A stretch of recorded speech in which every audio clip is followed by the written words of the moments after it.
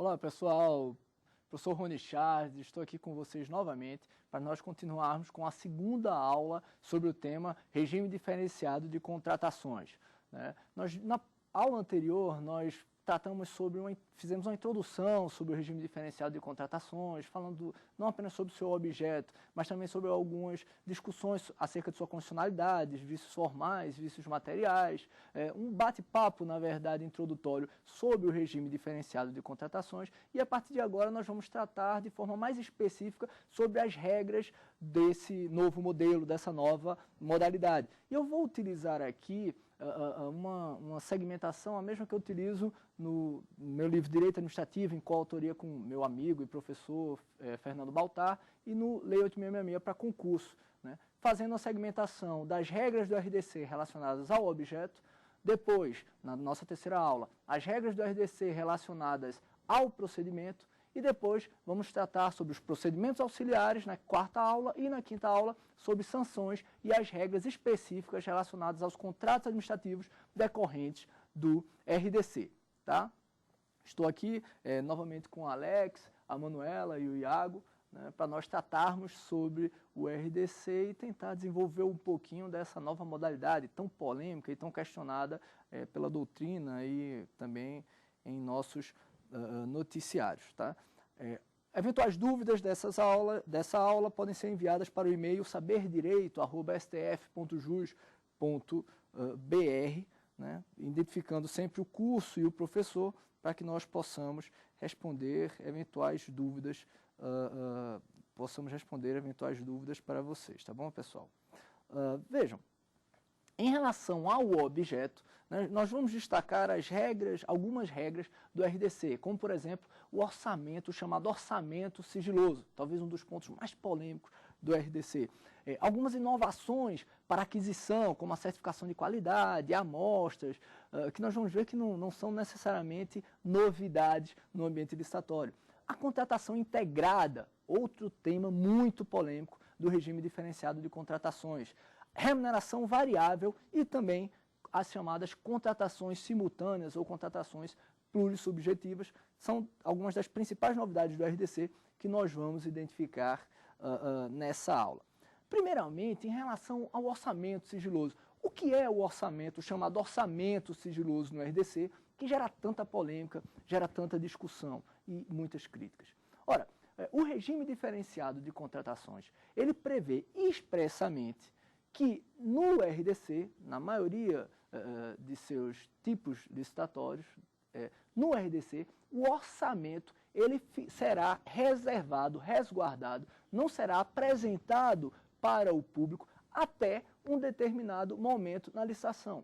Vejam, essa mudança de rotina cria uma certa polêmica em relação ao modelo da Lei 8666/93, ao paradigma da Lei 8666/93 que está todo mundo acostumado. Ora, para a Lei 8666/93, e isso ela estabelece de forma expressa, a licitação exige a publicidade da estimativa dos custos contratuais pela administração. Quem trabalha com licitações sabe o que eu estou falando de forma muito clara.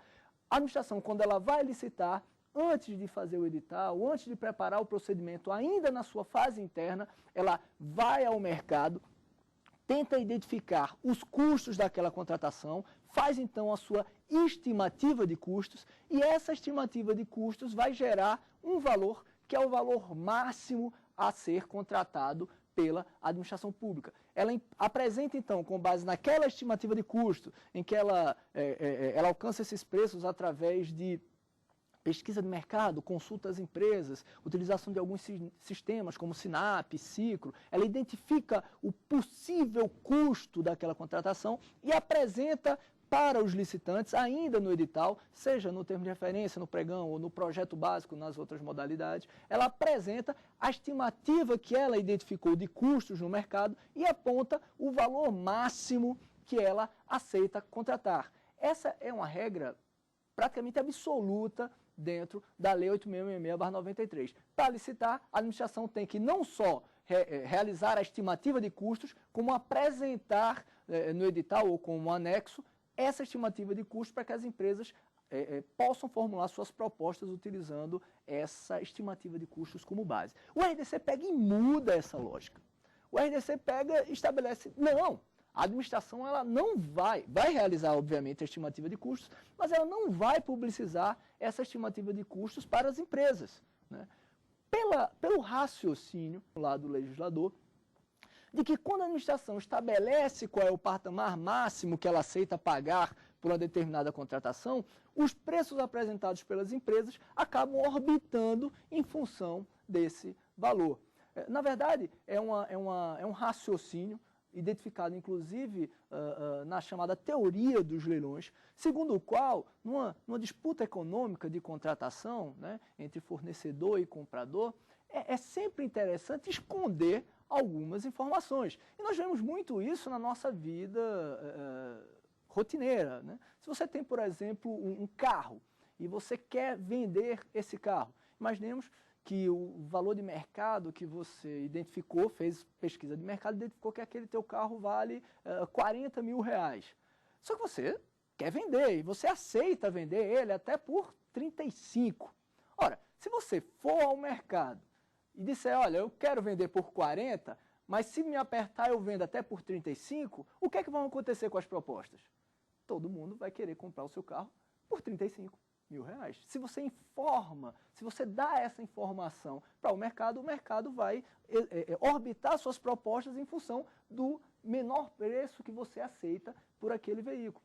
Da mesma forma, se você vai adquirir um bem, se você vai comprar um veículo, por exemplo, a um particular, você aceita pagar, você sabe que aquele carro ali vale 40 mil reais, mas você aceita pagar, porque você deseja muito aquele carro, você aceita pagar até 45 mil reais, se você der essa informação ao vendedor, ele vai saber, então eu só vendo por 45 mil reais. Essa é mais ou menos a lógica que se quer trazer para o RDC. Se quer trazer para o RDC a percepção de que esconder esses valores do mercado, a omissão dessa informação de valores ao mercado fará com que o mercado apresente melhores propostas para a administração. Eu não sei se necessariamente essa percepção que nós identificamos de forma muito clara nas nossas relações privadas, ela é totalmente compatível com a lógica burocrática do procedimento licitatório, né? Tá certo, pessoal? Há uma discussão enorme, inclusive, sobre a aptidão dessa omissão em relação às contratações mais complexas. De certa forma, o próprio mercado sabe muitas vezes as fontes utilizadas pela administração pública para a identificação dessa estimativa de custos. A própria lei, na verdade, já aponta que para obras e serviços de engenharia deve-se usar, via de regra, os sistemas SINAP e Ciclo. Ora, as empresas então sabem disso e vão utilizar esses sistemas para tentar identificar a possível estimativa da administração pública. Mas o fato é que vários órgãos de controle têm discutido sobre a possibilidade dessa omissão, desse sigilo do orçamento, mesmo previsto pela lei do RDC. E argumenta-se, e lembre como nós falamos sobre o princípio da legalidade e o avanço para a legitimidade, argumenta-se que, mesmo com a disposição legal expressa admitindo o sigilo desse orçamento, tal sigilo desrespeitaria o princípio da publicidade, que é um princípio que vincula a administração pública, está lá no artigo 37 da Constituição Federal. Ora, será que o sigilo do orçamento realmente ele desrespeita o princípio da publicidade? É sempre bom nós lembrarmos que a aplicação dos princípios ela exige a técnica da ponderação de interesses e que muitas vezes pode haver um certo confronto entre princípios. No confronto entre regras, diante de uma aparente antinomia, devemos resolver essa aparente antinomia de forma que apenas uma regra seja válida para aplicação ao caso concreto. Em relação aos princípios, não. A aparente divergência entre princípios é resolvida pela ponderação de interesses, muitas vezes fazendo com que um princípio seja mais aplicado que outro na aplicação naquela situação concreta, sem necessariamente afastar totalmente a aplicação desse princípio, dessa norma jurídica àquele caso concreto. Me parece que aqui, em relação ao sigilo do orçamento, diante dessa intenção do legislador de buscar melhores propostas, há um aparente confronto ou discrepância entre o princípio da eficiência, que foi o que, digamos, fundamentou o raciocínio do legislador, e o princípio da publicidade. E me parece totalmente razoável que essa ponderação de interesses admita, sim, que no procedimento licitatório, a administração pública, assim como faz as pessoas jurídicas de direito privado, como fazem as pessoas nas suas relações negociais rotineiras, possa omitir essa estimativa de custo de suas contratações, esse valor máximo que ela aceita pagar, o valor mínimo pelo qual ela aceita alienar alguns de seus bens, serviços e contratações. Ora, vejam, essa ponderação de interesse, na minha opinião, admite, então, o sigilo do orçamento, admite essa ferramenta de tornar o orçamento sigiloso e apenas posteriormente publicizá-lo para o público em geral. Obviamente que durante todo o tempo essa estimativa de custo existirá, durante todo o tempo essa estimativa de custo estará aberta para acesso pelos órgãos de controle, controle interno ou mesmo controle externo, no caso os respectivos tribunais de contas, mas essas informações não estarão acessíveis, ou pelo menos não devem estar acessíveis, em regra, para os licitantes e o público em geral. Cabem algumas observações, né? Primeiro, é que me parece que essa discussão sobre o orçamento sigiloso, ela parte não necessariamente de uma premissa verdadeira. O problema, muitas vezes, de superfaturamento ou de valores exorbitantes decorrentes das licitações, quando ele é vinculado à estimativa de custo, não com todo respeito, não está relacionado com todo respeito, simplesmente a disponibilidade, a publicidade da estimativa de custos, do orçamento feito pela administração. Na verdade, ele está vinculado à má qualidade da estimativa de custos do orçamento levantado pela administração pública. Porque percebam, se a administração pública fosse eficiente, né, na realização dessa estimativa de custos, na busca do preço real praticado no mercado para aquela contratação, seria até interessante que os preços realmente orbitassem naquele valor estimado pela administração pública. Até porque um dos grandes desafios hoje no ambiente licitatório é justamente combater propostas inexequíveis, irresponsáveis de empresas que ganham licitações com base no critério menor preço, mas muitas vezes não têm condição de executar o contrato administrativo a contento, gerando contratações frustradas, que são muito mais caras às vezes do que próprios valores acima do que é praticado no mercado. A contratação frustrada, ela gera um grande prejuízo para a sociedade e para a administração pública. Então, o combate correto seria para aperfeiçoar, melhorar o sistema de pesquisa, de estimativa de custos pela administração pública. Não necessariamente me parece que o orçamento sigiloso é a melhor solução, né? Mas foi a identificada pelo legislador, não me parece ser inconstitucional, e uma coisa que demonstra a não inconstitucionalidade desse sigilo do orçamento, né, sigilo relativo do orçamento, repito, posteriormente ele será publicizado para toda a sociedade e durante todo o tempo ele será acessível para órgãos de controle interno ou externo. Mas uma prova de que não há, e muitas vezes é justamente a mudança que gera toda a repercussão e toda a crítica, uma prova de que não há essa inconstitucionalidade, e os críticos muitas vezes apontam essa inconstitucionalidade por conta da existência do RDC e não pelo sigilo do orçamento, é que, desde há muito, o próprio Tribunal de Contas da União, um órgão inclusive que participou com maestria na condução da discussão sobre todo o modelo desse regime diferenciado de contratações, notadamente na figura do excepcional ministro Benjamin Ziller, o próprio Tribunal de Contas já admitia, por exemplo, no pregão, a desnecessidade de publicização da estimativa de custos pela administração pública. Porque a regra que está lá no artigo 40 da Lei 8.666, que obriga a apresentação dessa estimativa de custos, ela vincula apenas a Lei 8.666. A nova modalidade pregão não estabeleceu essa obrigatoriedade de apresentar, de publicizar a estimativa de custos ao mercado durante o certame. De forma que nós podemos identificar vários acórdãos do TCU, né, vários acórdãos do TCU que já admitem, eu cito aqui o acórdão número 392/2011 do plenário do TCU, que admite que na modalidade pregão não necessariamente seja publicizada a estimativa de custo, né? E aí o TCU acena no sentido que a divulgação do valor orçado pela administração pública é meramente facultativa no pregão. Na Lei 8.666 se entende que essa publicização é, sim, obrigatória. Então, na Lei 8.666 é obrigatório apresentar essa estimativa de custo. No pregão, já desde outrora, se entendia que não era obrigatório. Se não era inconstitucional no pregão, me parece que não deve ser inconstitucional também no RDC, em que o sigilo do orçamento, inclusive, é uma regra expressa. Então, pode não ser a melhor solução, mas não me parece que seja uma solução inconstitucional. Temos também o decreto da Petrobras, que prevê também essa possibilidade do orçamento sigiloso. Na verdade, o decreto da Petrobras, inclusive, foi o inspirador dessa regra no RDC. Pessoal, em relação ao orçamento sigiloso, né, repito, aquela possibilidade do órgão licitante ele esconder a sua estimativa de custos do mercado, das empresas licitantes, ela não é cabível em todos os critérios adotados no RDC. Nós vamos ver mais adiante que o RDC ele utiliza vários critérios para a busca da melhor proposta, né?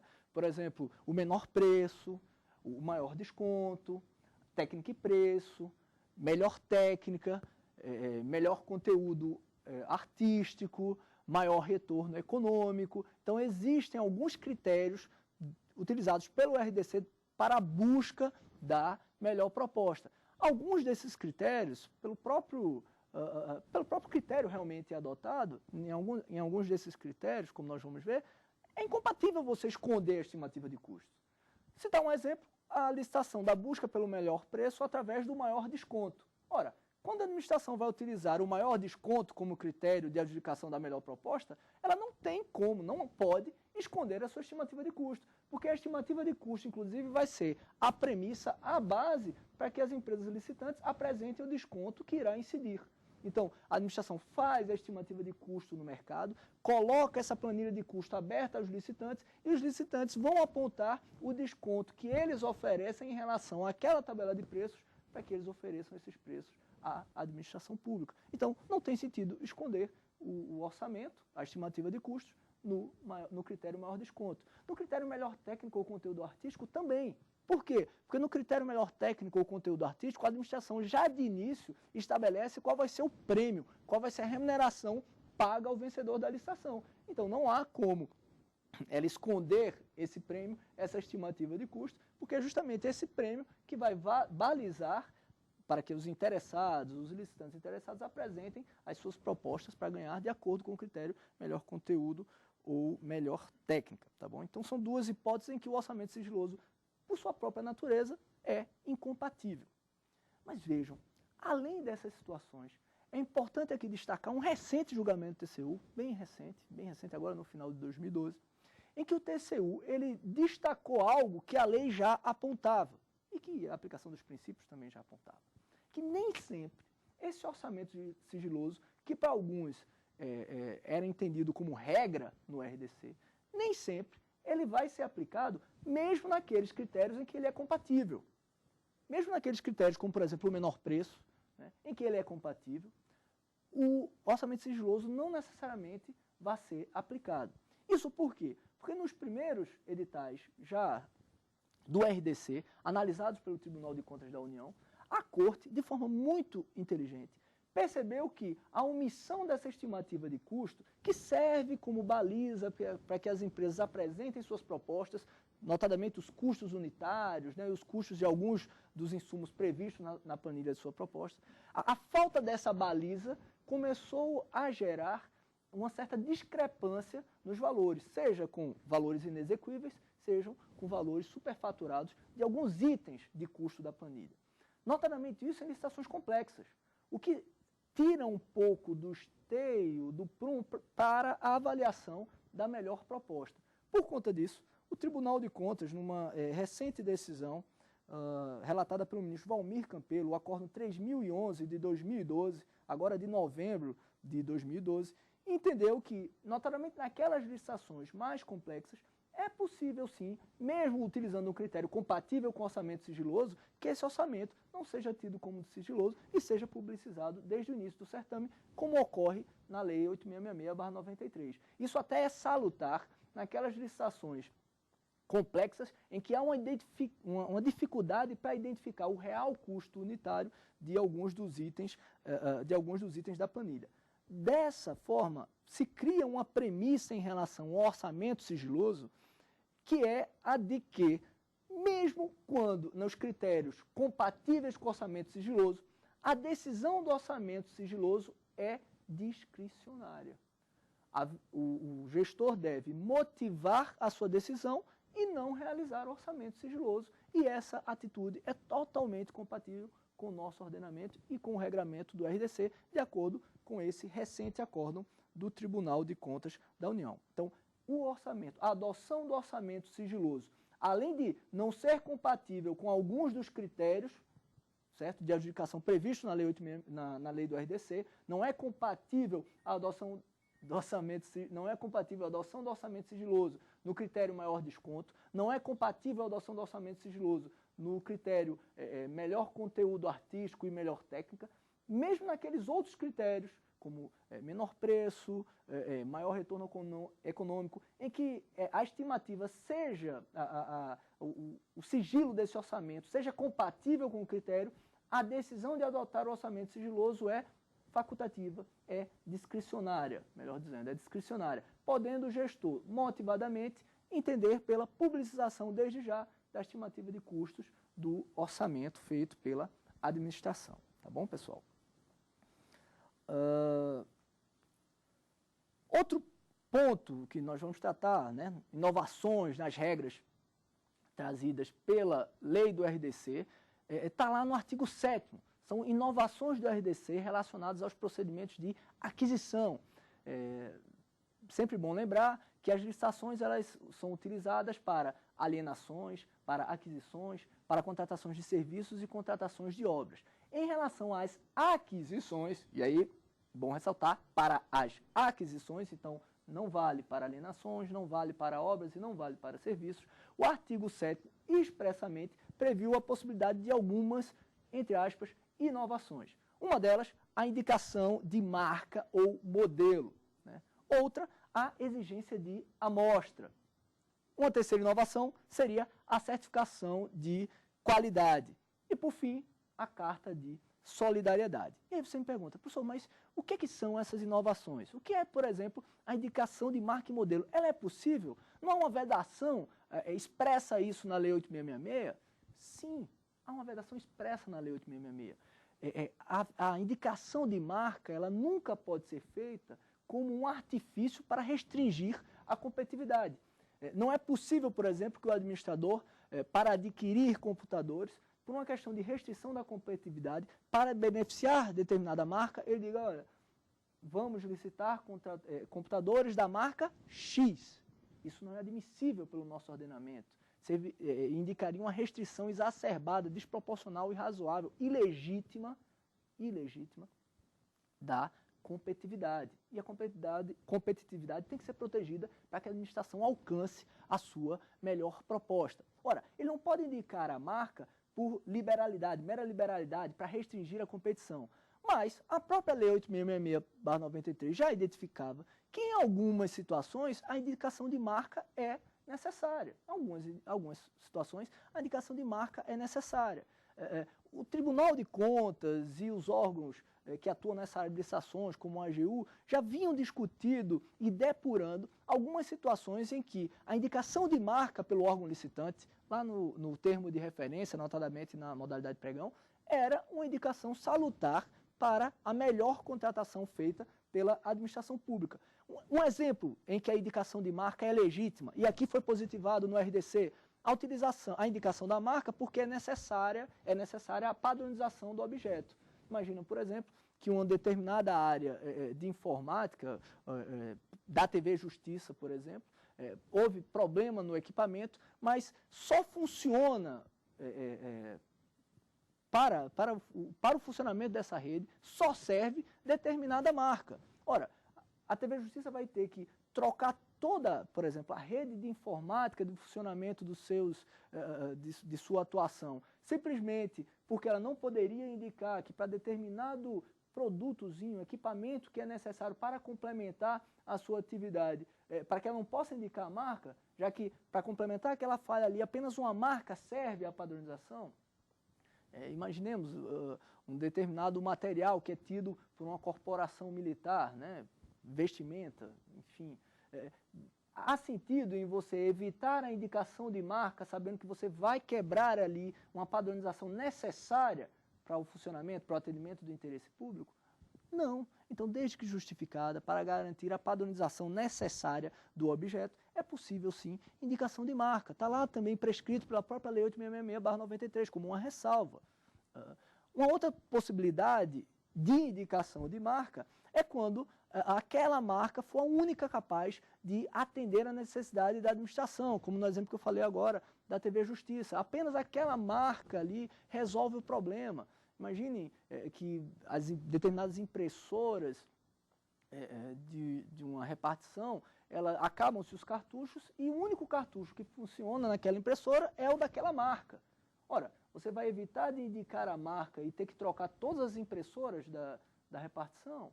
Não, se apenas aquela marca resolve o interesse público, atende o interesse público, resolve o problema da administração, me parece razoável a indicação daquela marca, pois apenas ela é capaz de atender a necessidade administrativa. E, por fim, uma outra hipótese de indicação de marca de forma legítima, que foi construída pelos órgãos de controle, notadamente o Tribunal de Contas, como uma solução interessante para a boa realização das licitações públicas, é a indicação de marca como um standard, como um modelo, um exemplo de qualidade a ser seguido pelos licitantes que vão oferecer suas propostas. Perceba que, nesse caso, outros licitantes eles podem apresentar outras marcas. Aquela marca indicada no termo de referência, ela serve apenas, exatamente, como uma referência, como uma indicação para o mercado do tipo de produto que se quer, do tipo de produto que a administração precisa adquirir. Tá?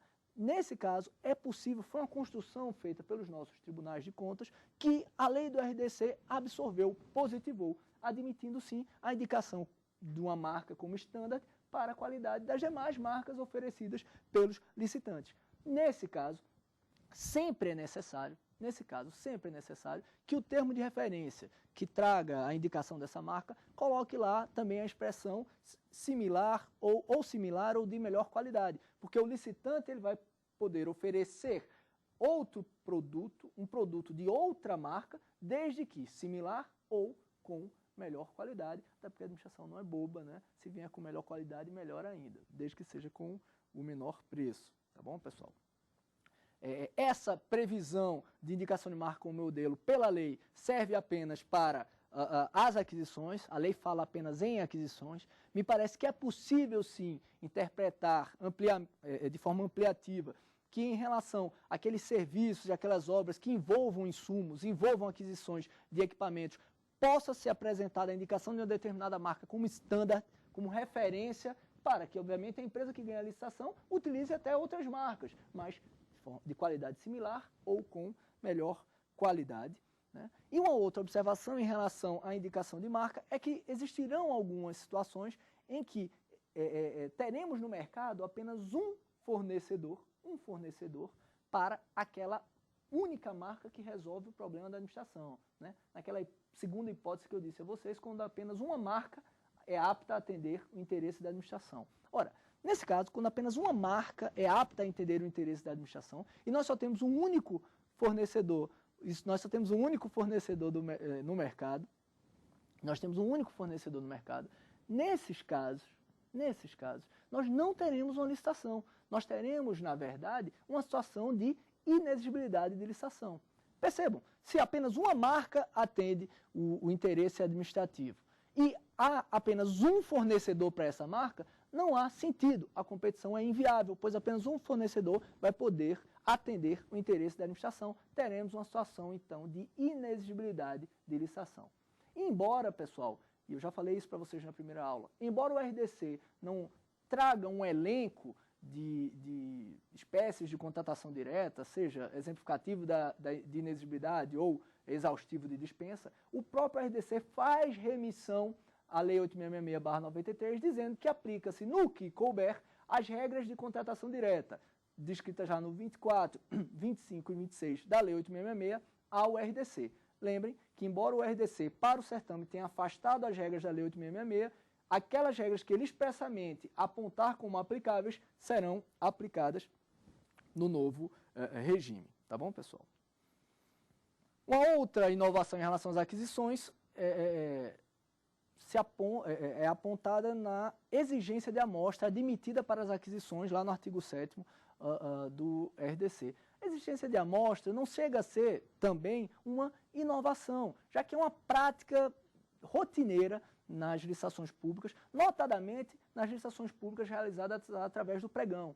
Pessoal, o pregão, uma das grandes mudanças do pregão foi justamente a inversão de fases. Se no ambiente licitatório tradicional nós temos a habilitação primeiro e depois a disputa de preços, o pregão ele inverteu essa lógica, trazendo primeiro uma disputa de preços para posteriormente ter a avaliação de habilitação apenas daquele melhor classificado.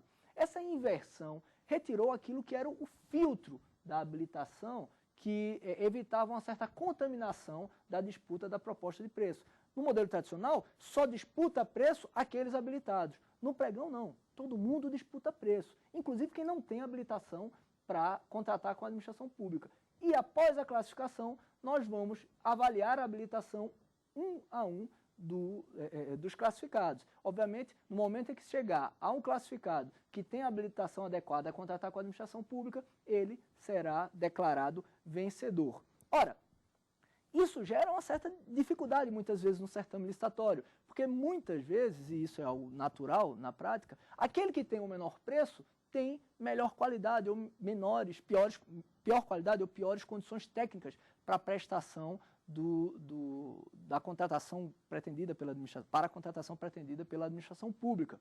Ora, isso gera desclassificações. E uma das formas que a administração pública tentou utilizar para identificar qualidade dos produtos oferecidos foi justamente a amostra. Exigir daquele licitante vencedor, aquele declarado vencedor, que ele apresentasse uma amostra para a administração identificar se aquele bem por ele oferecido realmente tem a qualidade necessária para atender a administração pública.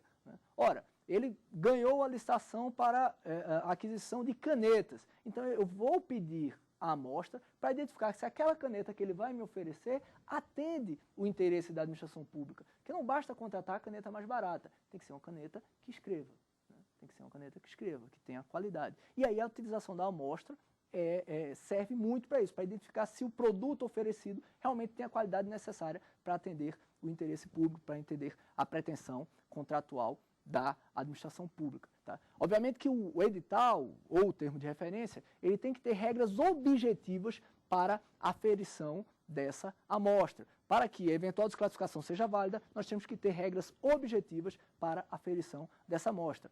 Uma outra regra, identificada já no RDC, que na verdade foi criada pelos nossos tribunais de contas, e o RDC absorveu isso de forma positiva, é a de que a exigência de amostra ela não deve ser imposta a todos os licitantes, mas apenas àquele classificado em primeiro lugar. Então, para que ela não seja um custo a mais para a participação do certame, essa exigência de amostra vai apenas ser imposta àquele licitante melhor classificado, aquele licitante em primeiro lugar, aquele licitante declarado vencedor. Nós podemos ter, de acordo com o RDC, a exigência de amostra também no procedimento auxiliar de pré-qualificação permanente, procedimento auxiliar que nós vamos analisar na quarta aula sobre o RDC. Tá bom, pessoal?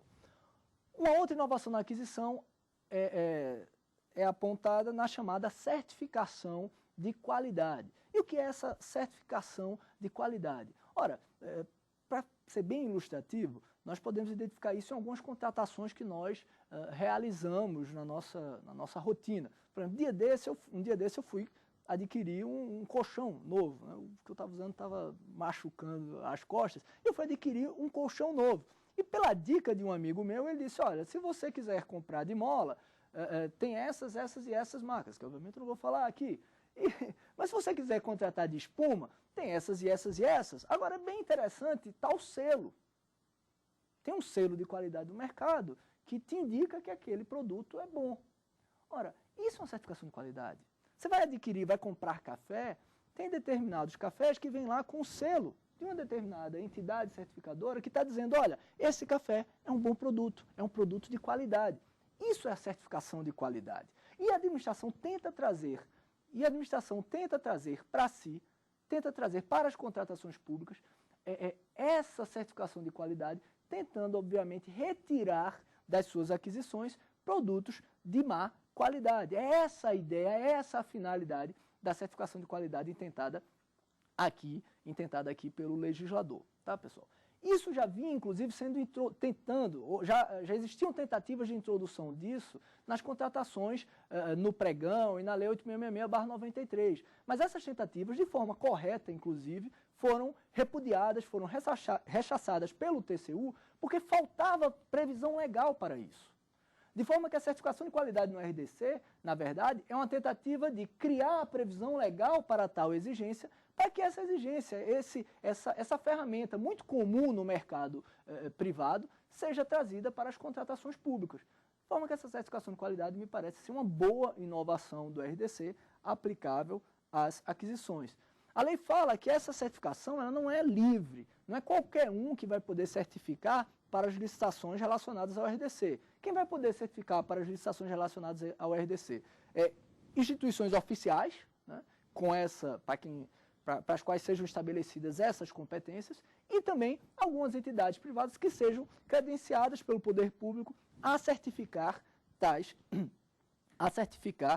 produtos. Percebam, então, que é uma tentativa do RDC de positivar, criar a autorização legislativa para que essa exigência se insira dentro do ambiente das contratações públicas. Nós até já tínhamos, no âmbito da Lei 8.666, a possibilidade de utilizar a exigência de certificação, mas apenas como pontuação técnica, nunca como um requisito de habilitação, de forma que a administração acabava adquirindo produtos que não tinham essa certificação no mercado, né? Agora não, no RDC essa certificação vai ser exigida, obviamente tem que ser motivada, mas ela vai ser exigida como como natureza de exigência habilitatória, de forma que um produto que não tenha determinada certificação, ele pode não ser contratado, pode ser vedada, rechaçada a sua contratação pela administração. Outra inovação em relação à aquisição é a carta de solidariedade. Essa muito criticada, e com certa razão, porque ela restringe demasiadamente a competição. Ora, a carta de solidariedade, a exigência de carta de solidariedade, vai fazer com que o fornecedor ele apresente na licitação uma carta de solidariedade do fabricante para garantir a qualidade, a manutenção, né, daquele produto que está sendo adquirido pelo poder público. Ora, está aí uma inovação para aquisição que me parece que deve ser exigida apenas excepcionalmente e de forma, obviamente todas elas sempre de forma motivada, mas essa com uma motivação bastante forte, porque a certificação de qualidade, via de regra, ela restringirá de maneira muito forte a competição. Mas, por um lado, se via de regra eu entenda, eu apresente o raciocínio de que ela restringe demasiadamente a competição, é também fácil perceber que em algumas aquisições de produtos que resguardam certa complexidade, imagina a contratação de um gerador de energia para funcionamento, né, de um estádio, para manter o funcionamento de um estádio de futebol. Existem alguns equipamentos cuja complexidade tornam de repente interessante que a administração exija do fornecedor a carta de solidariedade do fabricante, porque em eventuais problemas apresentados por tal equipamento, o próprio fabricante poderá ser questionado, poderá ser chamado à responsabilidade para resolver o problema junto à administração. Tá? A Carta de Solidariedade não era admitida no nosso regramento geral da Lei 8666, nas licitações convencionais. Eu posso apontar pelo menos um dos acórdãos do TCU, o número 223/2006, né, que de forma expressa não admitia a Carta de Solidariedade nas licitações convencionais, e aqui passa a ser admitido, embora eu acredite que deva ser utilizada a Carta de Solidariedade apenas de forma excepcional. Tá bom, pessoal? Então, nós vimos aqui a exigência de amostra, nós já vimos aqui a certificação de qualidade, a Carta de Solidariedade, todas essas inovações, além da indicação de marca ou modelo, para as aquisições no RDC. Vamos passar, então, agora para os chamados regimes licitatórios. Todo mundo lembra que a Lei 8666 tem os seus regimes lá, né? Menor preço, maior oferta, técnica e preço, melhor técnica. A Lei 8666 já traz seus regimes. O RDC traz especificamente também os seus regimes, com um acréscimo, com uma inovação. Vejam, o regime lá na Lei 8666, nós temos regime preço unitário, preço global, nós temos também esse regime aqui no RDC, né? Não são critérios de licitação, nós temos aqui regimes licitatórios, regimes de execução. Ora, nós temos o regime unitário, em que será pertinente o valor unitário daquele serviço, a unidade de medida para a execução contratual. Temos também o regime de empreitada por preço global, em que a execução do contrato vai ser estabelecida de acordo com o valor total daquela obra, daquele serviço. Temos também o regime de empreitada integral, em que a administração busca a execução de todo o empreendimento já acabado para ser entregue à administração pública. Então, imaginemos, por exemplo, a construção de um prédio, né? Se eu utilizo o regime da empreitada por preço global, a administração pública vai estabelecer no projeto básico quanto custa o preço para a obra daquele prédio, né? E a empresa vai apresentar uma proposta para a construção daquele prédio. A diferença dele para o regime de empreitada integral é porque no empreitada integral a administração não quer apenas a construção do prédio, ela quer aquele empreendimento já em funcionamento. Então, a administração quer o prédio já com os ar-condicionados, com as luminárias, ela não vai mais precisar realizar nenhuma contratação para finalizar aquela obra. Ora, o RDC acrescenta um outro regime licitatório, o regime licitatório da chamada contratação integrada, muito polêmico. E por que polêmico? Porque esse regime de contratação integrada, na verdade, ele parece com a empreitada integral, mas com uma diferença. É que essa contratação integrada, ela retira uma obrigação que existia na Lei 8666 de que qualquer licitação de obra ou serviço de engenharia fosse precedida do projeto básico. Aqui na contratação integrada do RDC, a confecção desse projeto básico não é feita mais pela administração pública, ela é feita pela própria empresa que ganha a licitação. E isso gerou toda uma discussão muito forte em relação à aplicação desse regime no RDC. Por quê? Porque para muitos, para os críticos, a administração, quando abdica de realizar o projeto básico, ela está abdicando do próprio planejamento da contratação pública. Ora, o projeto básico na Lei 8666, ele é um instrumento obrigatório, prévio, que deve necessariamente anteceder qualquer licitação de obra e serviços de engenharia. No RDC, esse documento de planejamento, que antecede o projeto executivo, já é repassado para a empresa que ganha a licitação. Então, os críticos da contratação integrada dizem, e como é que a administração vai planejar aquilo que ela quer contratar? Ora, como é que ela vai poder identificar qual é o estádio de futebol que ela realmente quer? É importante, então, perceber qual foi o motivo da criação desse novo regime licitatório. O legislador, ele percebeu, ou quem pensou o RDC, ele percebeu que um dos grandes gargalos da administração pública, notadamente para as contratações complexas, é, sem dúvida alguma, o planejamento das licitações, o planejamento das obras, das grandes obras da administração pública. É muito comum você identificar aquela situação de obras inacabadas, obras com superfaturamento, e muitas vezes esse superfaturamento, essa dificuldade na execução da obra, é decorrente do problema, da falha de planejamento feita pela administração, porque nós tivemos um projeto básico mal elaborado. E aí a empresa apresenta uma proposta com base naquele projeto básico, com fundamento naquele projeto básico, e na hora da execução, por exemplo, o projeto básico falava que tinha que ser utilizado um determinado material, só que na confecção do projeto executivo se percebeu que aquele material não era apto para aquela obra. O projeto básico disse que você tinha que realizar uma perfuração de tantos metros quadrados abaixo do solo, e se percebeu que tinha que ser feita uma perfuração 10 vezes maior daquele solo. O projeto básico apontava um tipo de solo arenoso, e se percebeu na execução que o tipo de solo era outro, não era aquele indicado pelo projeto básico, e tudo isso aumenta o custo da contratação. Então, essas discrepâncias entre o projeto básico, o planejamento e o projeto executivo, que vai identificar as minúcias da contratação, geram aqueles famosos aditivos, que fazem que, por exemplo, como ocorreu na Suíça, que um prédio de um tribunal aumente 10 vezes o valor de contratação estimado inicialmente. Ora, aqui na contratação integrada, a administração pública percebe essa falha e diz, olha, como eu tenho dificuldade para planejar obras complexas, eu vou repassar essa responsabilidade para a empresa licitante. Eu vou repassar essa responsabilidade para a empresa que ganhar a licitação. Isso significa que a administração abdica do planejamento? Não. Só que o planejamento agora vai ser feito através de um outro instrumento, o chamado anteprojeto de engenharia, que, vejam, é mais ou menos a lógica que você que está em casa faz quando vai construir a sua casa. Você não pega um projeto básico, faz em casa e leva para a empresa que vai fazer a sua casa. Você vai lá no arquiteto, ele constrói aquela casa dos sonhos, linda, né? Tantos quartos, piscina, né? Aquele golfinho lá na frente jogando água, aquele negócio lindo, e você pensa, né, eu quero quarto com suíte, a mulher fala logo, eu quero um closet do tamanho do mundo, banheira, e o homem lá fica só ouvindo o planejamento da esposa, guardando, no final ele chega lá e diz, pronto, esse espaço aqui vai ser a minha mesa de jogos, o recanto do guerreiro, né?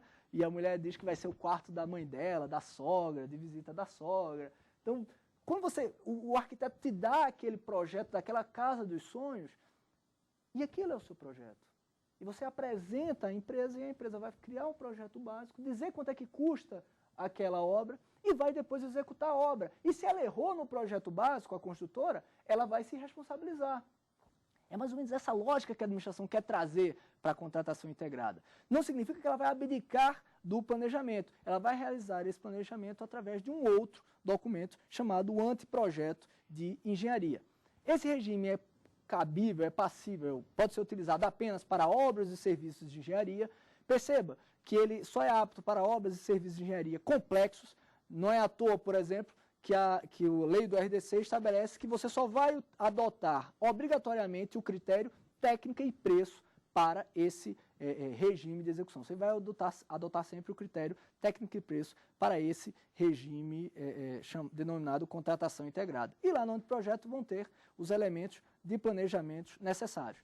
Observações importantes em relação à contratação integrada, pessoal. Primeiro, há uma vedação à celebração de aditivo. Aquilo que gerava aqueles aumentos, né, enormes do valor da contratação. Se estimava um custo e no final da obra o valor era 10 vezes maior. Aqui o RDC cria regra expressa para tentar impedir aqueles aditivos, já que ele jogou a responsabilidade do projeto básico para a empresa. Se ela tinha a responsabilidade de fazer o projeto básico, o ônus é dela de eventuais discrepâncias entre o projeto básico e o projeto executivo. Essa vedação só não é absoluta porque o próprio legislador, e de forma razoável, entendeu que não é possível sim um aditivo para alterar o valor contratual nas situações de recomposição do equilíbrio econômico, que já viu nossa aula sobre revisão econômica do contrato, se lembra que o equilíbrio econômico está sempre relacionado à alha extraordinária, né? Aqueles fatos imprevisíveis ou de difícil previsão que incidem economicamente, fazendo com que o valor do contrato seja ampliado. E também é possível aditivar o contrato naquelas alterações solicitadas pela administração pública, de forma motivada, para as quais o contratado não concorreu com culpa alguma.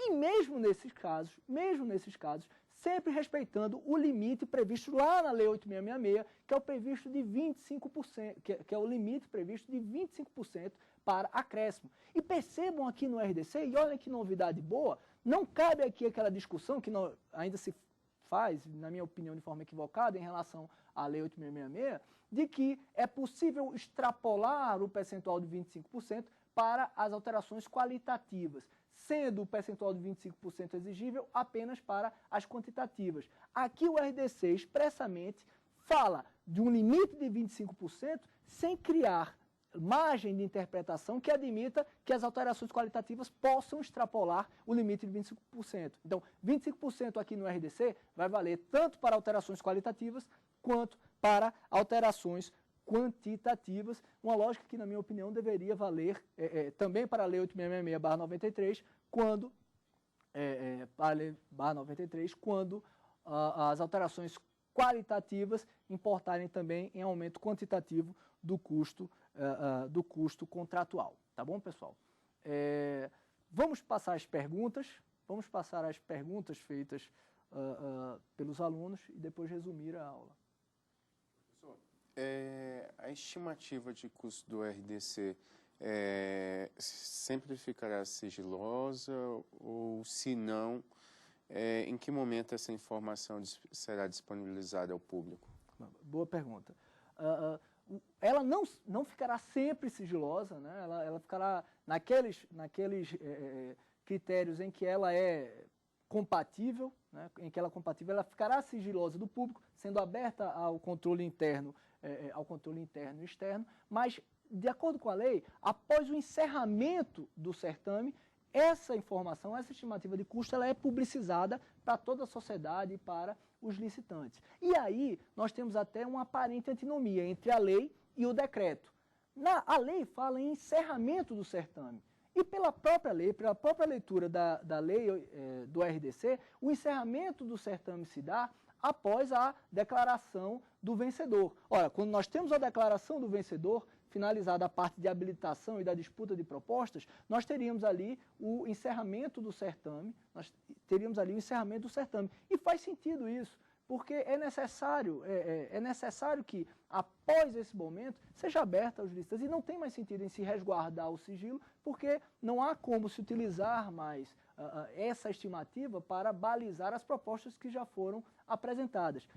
O regulamento, contudo, ele aponta que o momento para publicização dessas informações se dá após a adjudicação do objeto. Me parece que essa redação do decreto ela foi infeliz porque ela desprezou uma expressa determinação legal de publicização desse orçamento estimado após o encerramento do certame, que vai se dar após justamente essa passagem da fase de habilitação, de propostas, a declaração do vencedor, análise dos recursos, né? E aí sim já deve ser publicizado antes mesmo da adjudicação, que me parece é a leitura adequada do que diz a lei do RDC. Pessoal, nessa aula nós vimos algumas regras relacionadas ao RDC, algumas novidades do RDC relacionadas ao objeto. Tratamos sobre inovações para aquisição, o orçamento sigiloso, falamos também sobre regimes licitatórios previstos no RDC, dando um destaque para a chamada contratação integrada. Aqueles que tiverem dúvida podem mandar e-mail para o saberdireito@stf.jus.br. Né? Quem quiser rever essa aula pode acessar também o próprio site do www.tvjustiça.jus.br. Né? Podem enviar suas perguntas para o e-mail que eu lhes disse agora e nós, na próxima aula, vamos tratar sobre outras regras relacionadas ao objeto do RDC, além de algumas regras relacionadas ao procedimento. Né? Então, quem quiser acompanhar o restante do tema, regime diferenciado de contratações, nas 3 aulas ainda que sequenciarão esse nosso tema, estarão convidados para continuar esse nosso estudo. Até mais, pessoal. Até breve.